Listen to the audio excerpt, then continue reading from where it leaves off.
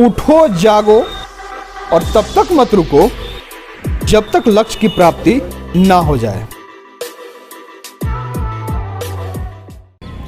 आज विवेकानंद जी की जयंती है, जिसे हम आप युवा दिवस के रूप में मनाते हैं। सभी क्षेत्रों में उनके बताए बात को अनुसरण करते हुए युवाओं की भागीदारी हो रही है, लेकिन वह राजनीति है एक क्षेत्र है जहां पर युवा न जाने क्यों राजनीति से कुंठित हो रहे हैं और उनकी भागीदारी वहां सुनिश्चित नहीं हो रही है। आज युवा दिवस के मौके पर युवा तुर्क नेता मनोज जी हमारे साथ मौजूद हैं। हम उन्हीं से सीधे जुड़ेंगे। क्या आपको नहीं लगता है कि आज युवा दिवस है, युवाओं की भागीदारी राजनीति में, खास करके आप राजनीति से भी जुड़े हुए हैं, कितनी सुनिश्चित हो रही है? जहाँ तक भारतीय जनता पार्टी जो राजनीति, हमारी विचारधारा की पार्टी, हमारी जो पार्टी भारतीय जनता पार्टी की जो राजनीतिक शैली है, उसमें अभी बहुत रिसेंट पास्ट में एक नए युवा चेहरा तेजस्वी सूर्या जी को उभारा गया है। तो हमारी राजनीतिक पार्टी, अगर व्यक्तिगत मैं अपने राजनीतिक दल की बात करूं, तो उसमें जो भी वैसे ऊर्जावान नेता होते हैं, नए नेतृत्व कौशल वाले नेता होते हैं, जिनके अंदर कुछ करने का जज्बा होता है, ईमानदार जिनकी राजनीतिक शैली होती है, उनको हमारी राजनीतिक पार्टी तो निश्चित रूप से आगे बढ़ाती है।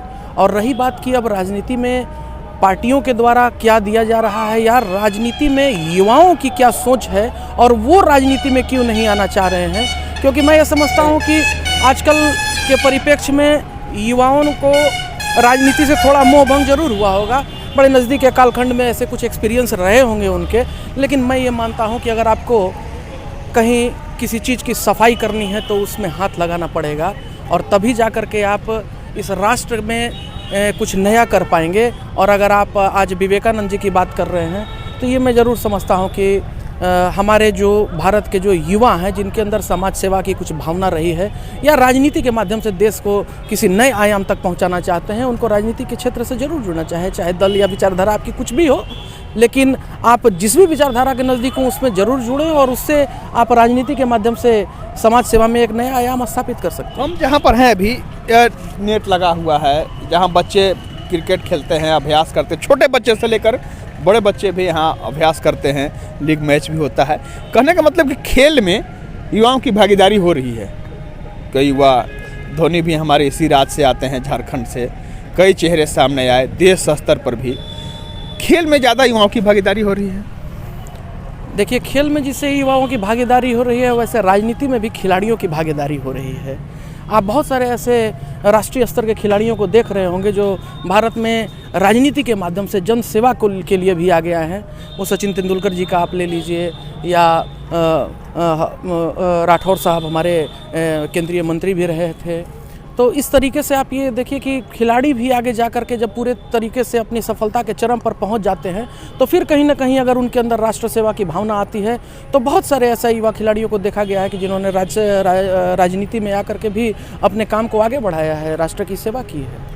पढ़ाई में बच्चे पढ़ भी रहे हैं, विवेकानंद जी के बात का अनुसरण करते हुए बच्चे आगे बढ़ रहे हैं, युवा पढ़ रहे हैं, अच्छे पद हासिल कर रहे हैं।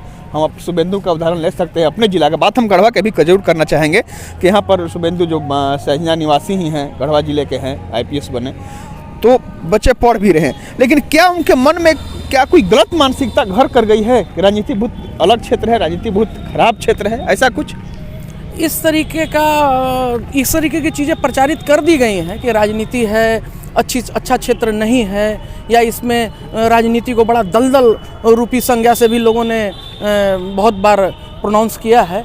लेकिन मैं समझता हूँ कि ऐसा कुछ भी नहीं है। आप राजनीति में आएँ और अच्छे बुरे लोग आपको हर जगह मिलेंगे, लेकिन आप उसमें सकारात्मकता खोजने का प्रयास कीजिए और राष्ट्र की निरंतर आप साधना सेवा करते रहें। इसके लिए आपके अंदर एक सामर्थ्य होना चाहिए, एक सोच होनी चाहिए, और वैसे सोच अगर आपके अंदर वैसी सोच अगर आती है तो आप राष्ट्र सेवा के लिए अग्रसर हो सकते हैं। मैं मानता हूं कि ऐसी कोई बात नहीं है कि युवा जिस तरीके से खिलाड़ी अच्छा बन सकता है, पदाधिकारी अच्छा बन सकता है, लेक्चरर अच्छे बन सकते हैं, टीचर अच्छे बन सकते हैं, आप एक राजनेता भी बन सकते हैं। और राजनेता बन करके राष्ट्र की सेवा का सबसे सशक्त माध्यम मैं राजनीति को मानता हूँ। राजनीति में एक जड़ता सी आ गई है, लोग हैं, पुराने हैं, जो कालांतर से पद पर हैं, कभी छोटे पद से बड़े पद पर पहुँचे, वही केवल राजनीति में है। एक जड़ता जो कही जाती है वो बनी हुई है। देखिए, इस जड़ता के विरुद्ध ही तो भारतीय जनता पार्टी का मूल सिद्धांत है। हम लोग तो परिवारवाद और इस एनार्कीज़म से हम लोग अपनी पार्टी को बचा करके रखते भी हैं, और ऐसा नहीं है हमारी पार्टी में। लेकिन अगर ऐसा है कि कोई योग्य व्यक्ति, हो सकता है कि कोई एक योग्य राजनेता रहे हों और उनकी संतान भी योग्य हो जाए, तो आप एक्सेप्शन केसेस में अगर ऐसा देखा जाता है तो आप योग्यता को कुंठित नहीं कर सकते हैं, आपको उन्हें मौका देना होगा। लेकिन चूँकि कोई व्यक्ति या कोई राजनेता किसी बड़े राजनेता की संतान है और इसलिए उनको राजनीति में आना चाहिए, मैं समझता हूँ कि योग्यता को आप अगर आगे बढ़ाते हैं तो निश्चित रूप से इस देश का कल्याण होगा। स्कूल में भी पॉलिटिकल साइंस की पढ़ाई होती है, लेकिन उस तरीके से नहीं होती है आज भी कि बच्चे इस क्षेत्र में आगे बढ़ें। अभी भी स्कूल में, चाहे वो सरकारी स्कूल हो, निजी विद्यालय हो, सभी जगह इस विषय को महत्व दिया जाए, तवज्जो दी जाए, कितना ज़रूरी है। इसमें समाज के हमारे जितने भी लोग हैं, इन सामाजिक लोगों के अंदर एक चेतना जागृत होनी बहुत ज़रूरी है। अपने बच्चों के अंदर एक अच्छा राजनेता बनने का गुण, एक अच्छा व्यक्ति बनने का गुण, व्यक्तित्व निर्माण अपने बच्चों का जरूर करें। क्योंकि कंपटीशन की आपाधापी में मार्क्स लाने की ये जो होड़ सी मच गई है, इसमें बच्चों की जो नैसर्गिक प्रतिभा है उसके ऊपर कुठाराघात हम कर देते हैं जाने अनजाने में। मैं समझता हूं कि अगर बच्चों के अंदर गिटार बजाने का टैलेंट है तो उसको गिटार बजाने देना चाहिए। अगर उसको खेल में अगर इंटरेस्ट है तो उसको खिलाड़ी बनने दीजिए। और अगर उसको लगता है कि नहीं मैं समाज सेवा बहुत अच्छा कर सकता हूं, तो उसको भी एक राजनेता बन करके इस राष्ट्र की सेवा का अवसर प्रदान कीजिए, और आपका भी नाम होगा, आपके बच्चे उस क्षेत्र में अपना भी नाम कमाएंगे और माता पिता का भी नाम होगा। और ऐसा नहीं मान के चलना चाहिए कि राजनीति में अगर आप जा रहे हैं तो आप कुछ करने योग्य नहीं है। और सबसे पहले जो मूल बात है, शिक्षा को धन कमाने का माध्यम मत बनाइए। शिक्षा व्यक्ति के व्यक्तित्व के निर्माण का आधार होती है। आज अब मैं यहाँ पर रोकना चाहेंगे आपको। अभी देखा जाता है कि कहीं कोई राजनीतिक कार्यक्रम हो, चाहे वो चुनाव का दौर हो या ऐसे भी कोई नेता का कार्यक्रम होते रहता है, तो बेटा उधर मत जाना, भीड़ भाड़ है। भीड़ भाड़ कहने का गार्जियन का मकसद ये नहीं होता है कि भीड़ भाड़ में तुम फंस जाओगे, नहीं, नेता कार्यक्रम में क्या जाना है यार, ऐसा कहते हैं गार्जियन। तो क्या वहाँ कहना चाहिए भावक को? देखिए, इसमें गार्जियन के दो निहितार्थ, इस वक्तव्य में किसी भी अभिभावक के दो निहितार्थ होते हैं। पहली बात ये कि वो सुरक्षा कारणों से भी किसी बड़े नेता के कार्यक्रम में छोटे और कम उम्र के बच्चों को जाने से रोकते हैं। लेकिन जब बच्चे प्रौढ़ हो जाते हैं, किशोरावस्था में युवावस्था को प्राप्त कर लेते हैं, तो उतना रोक उनको नहीं रहता है चीज़ें सीखने देने का। हमारे यहाँ है ऐसी परंपरा कि नहीं, आप सीख सकते हैं, लेकिन इसमें कोई नकारात्मक विषय नहीं है। सुरक्षा के दृष्टिकोण से हो सकता है कि बड़े कार्यक्रम हो रहे हैं, कहीं कोई परेशानी न हो जाए, कोई दिक्कत न हो जाए, तो इस तरीके से बचाव को सोच करके। लेकिन मैं ऐसा नहीं समझता हूँ कि मेरे बच्चों को आप राजनेताओं का कार्यक्रम होता है राजनीति सीखने के लिहाज से, या वो क्या कहना चाहते हैं, एटलीस्ट उस बात को अगर युवा नहीं समझेंगे तो युवा उसको आत्मसात नहीं करेंगे। अगर आप समझिए, बहुत बड़े बड़े राजनीतिक दल के बड़े बड़े नेताओं का आगमन होता है, चुनावी सभाएं होती हैं, काफ़ी भीड़ होती है, वो नेता आपके पास अपनी बातें रखने आते हैं। और इस देश की लगभग 65% आबादी युवा है। और अगर स्वामी विवेकानंद जी की अगर हम बात कर रहे हैं, तो उनकी सोच को लागू करने का, उनकी सोच को इस राष्ट्र में घर घर तक, कोने कोने तक पहुंचाने का ये सबसे स्वर्णिम समय है भारत के पास।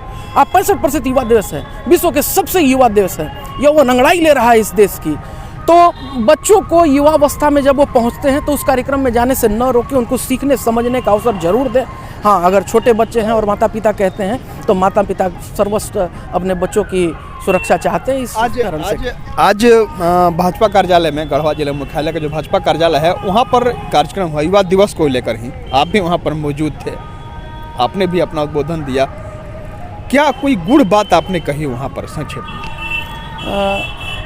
देखिए, जब स्वामी विवेकानंद जी की बात आती है तो उनके द्वारा शिकागो में दिए गए उद्बोधन की चर्चा सबसे ज़्यादा होती है। और उस उद्बोधन के सबसे पहले जो शब्द उनके रहे थे, my dear brothers and sisters. तो ब्रदर्स एंड सिस्टर्स, ये बातें हम लोग आज जब समझते हैं कि शिकागो में इतना बड़ा उन्होंने व्याख्यान दे दिया, जिसकी 100वीं जयंती है, एक व्याख्यान की 100वीं जयंती मन रही हो, एक व्याख्यान की 150वीं जयंती मन रही हो, तो ऐसे व्याख्यान देने वाले सिर्फ स्वामी विवेकानंद ही हो सकते हैं। और जब उन्होंने ब्रदर्स एंड सिस्टर्स जब कहा था, तो क्या हम अपने नारियों को सही सम्मान दे रहे हैं? क्या हम अपने समाज में रहने वाली लड़कियों को सम्मान की दृष्टि से देख रहे हैं? ये एक बहुत महत्वपूर्ण विषय है। इस पर हम सबों को बैठ कर के सोचना होगा, क्योंकि अगर हम नारी को सम्मान दे रहे हैं, बच्चियों को सम्मान दे रहे हैं, तो निश्चित हम लोग प्रणाम के पात्र हैं, बारंबार प्रणाम के पात्र हैं। और इसी तरीके से हम अपने ब्रदर्स और सिस्टर्स, मैत्रीपूर्ण भाव, भाई बहन के रिश्ते में ये पूरा विश्व बंध जाए और एक शांतिपूर्ण वातावरण इस पूरे विश्व को मिले, यही तो सोच रही थी स्वामी विवेकानंद जी की। आज युवा दिवस के मौके पर अंतिम सवाल, क्या युवाओं को कहना चाहेंगे? युवा मुख्य धारा से भटक भी रहे हैं, कहीं किसी तरीके से कुंठित हो रहे हैं, चाहे क्षेत्र कोई भी हो, वह बेरोजगार अगर रह रहे हैं, वो भी कुंठा का एक कारण है। तो ऐसे भटकाव न हो, वो विवेकानंद जी के बातों को अंदर मन में समाहित करें, आगे बढ़ें। और विवेकानंद जी ने ही कहा था कि तब तक आगे बढ़ें जब तक आप सफलता ना हासिल कर लें। तो ऐसे आज के दिन क्या कहना चाहेंगे आप? लक्ष्य जरूर बनाएं और शॉर्टकट कुछ नहीं है। इस जीवन के जितने भी बड़े बड़े सफल पुरुष रहे हैं, इस पूरी सृष्टि में जितने भी सफलता की सूची अगर आप बनाते हैं और जितने भी व्यक्ति उसमें समाहित होते हैं, उन सबों का लक्ष्य बहुत ऊंचा था और उस लक्ष्य के प्रति समर्पण बहुत ऊंचा था। और वो समर्पण के साथ संघर्ष, आपकी सफलता आपसे संघर्ष मांगती है, तो आप संघर्ष जरूर करें, शॉर्टकट नहीं। बहुत जल्दी बहुत बड़ा बनने की कोई चाह नहीं हो, क्योंकि जब तक आप रगड़े नहीं जाएंगे तब तक आपके अंदर चमक नहीं आएगी। इसलिए संघर्ष जरूर आप करें, और संघर्ष छोड़ करके कहीं कुछ नहीं मिलने वाला। संघर्ष करके अगर आप किसी चीज़ को प्राप्त करते हैं तो आपके जीवन में भी आपको बड़ी आत्मसंतुष्टि मिलेगी। बहुत बहुत धन्यवाद। सही बात, संघर्ष करने से पीछे ना हटे। आज संघर्ष आप करेंगे, सफलता तभी मिलेगी। जब विवेकानंद जी का जयंती आप मनाते हैं, स्कूल में भी कार्यक्रम होता है, भले आज कोरोना काल स्कूल में उपस्थिति नहीं हो रही बच्चों की, अगर उपस्थिति होती, कोरोना काल नहीं होता तो स्कूल में भी कार्यक्रम होता और इस युवा दिवस पर कई व्याख्यान दिए जाते, चाहे शिक्षक हों, बच्चे भी अपना उद्बोधन देते, अपना संदेश देते। लेकिन स्कूल से बाहर निकलने के बाद, आज भी जहाँ पर भी कार्यक्रम है, उसके बाहर निकलने के बाद उस बातों को लोग समाहित नहीं कर पाते हैं।